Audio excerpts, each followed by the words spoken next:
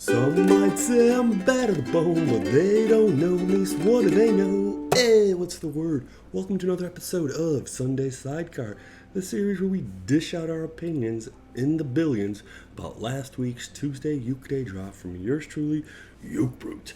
This week's episode, I'll be me, you be you, maybe that'll do. This is a fun, silly, playful song. I don't have any insights into where it came from or how I cobbled it together.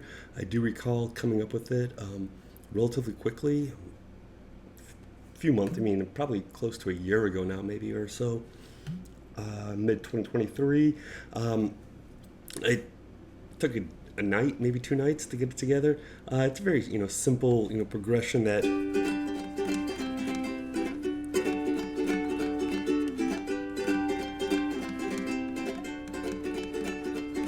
it's just a G suspended 4, C, D minor, D, D minor, D.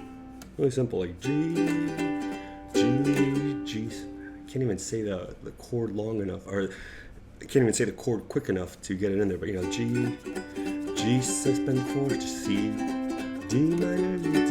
I can't say the words. Anyway, but you get it. Very simple.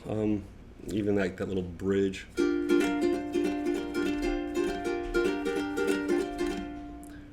Probably should have gone through that twice now that I was listening to the song again, but whatever. This is it. If you can't tell, I'm actually recording this immediately after I recorded the Tuesday Ukeday version of this. Typically don't do that. I like to space that out a little bit, give it a little time to simmer in my brain so I can think about it a bit, even though I don't really start thinking about this until right before I record. But still, it's happening in the background. The subconscious, the gears are clicking, the cogs are spinning, all that good stuff. So this song, one of the things I liked how it turned out is the use of aphasis. Apophasis, not aphasis, completely different. Apophasis, not hypothesis, not aphasis, apophasis. APOPHASIS, I believe, apophasis.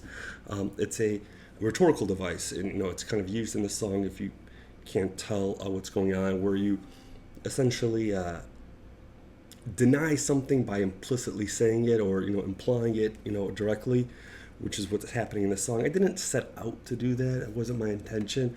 That first, some might say I'm bad at the bone, but they don't know me, so what do they know?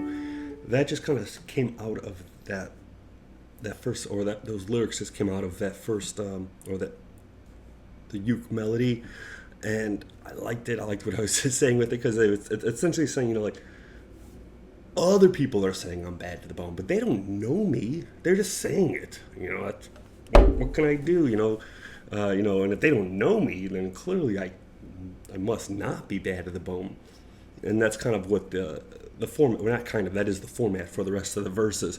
Much like they might say I'm a prodigy, but I'm only 43, so we gotta wait some time. I'm not 43, but the rhyme works that way. And in that case, they're saying a prodigy is someone who's able to handle or master something at a very young age when they're very quickly. And so by just saying just wait, I'm only 43, give it some time. Clearly the person's not a prodigy. And then again, an Adonis, for those unaware, but I'm sure all of you already know because you're very smart, but an Adonis is just an extremely handsome man, like the archetype of handsome. What is the Greek myth? Something with a... I don't want to... Yeah, I don't know. But it's based off the Greek myth. I want to say Athena, but it might have been Aphrodite. I don't... but again, they're saying, some people might say I'm an Adonis, but they haven't seen me. So what? How can they know? But and then again, some might say I'm a perfect lover, but they only know that maternal love. So what do they even know? So again, it's a fun, silly rhetorical device that I'm using.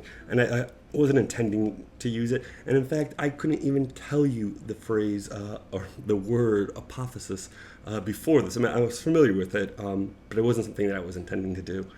Lots of times, it just comes out. It's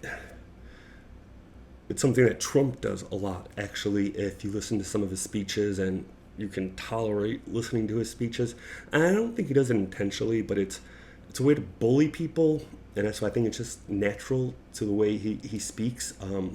So when he says stuff like, what was it? I know he does it all the time. Oh, he's like, I would never call Chris Christie fat. I said I wouldn't call him fat, and I'm not going to call him fat. You know, something like that. He's something like that with Carly Fiorini too, with Hewlett Packard. Anyway, but he employs that a lot, and you can hear it in his speeches. And it's that type of, rhetorical device that you can use to bully people. You can use it to deflect, criticism or whatever. It's used a lot in politics. But that's the basis of the song. And then it kind of wraps into the refrain, that kind of chorus bridge type of thing where, that's just people talking with their opinions, even if their opinions happen to be highly flattering to me. But the crux of the song is, forget about it. Don't listen to what other people say about you. Don't listen to the hype. Don't listen to what people think you are. Just be yourself. And if you're yourself, and I'm myself, maybe that'll do. What else can we ask for, right? So that's it. That is I'll Be Me, You Be You, Maybe That'll Do. It's relatively short Sunday Sidecar today, as you can probably already tell. Just want to get it out of the way. Not that I'm trying to rush things for y'all, just little traveling coming up, and I wanted to make sure things are in place before I leave. But that is I'll Be Me, You Be You, and maybe that'll do. Thank you very much for tuning in. I hope you enjoy, and check back soon for the ditty from Uke Brute.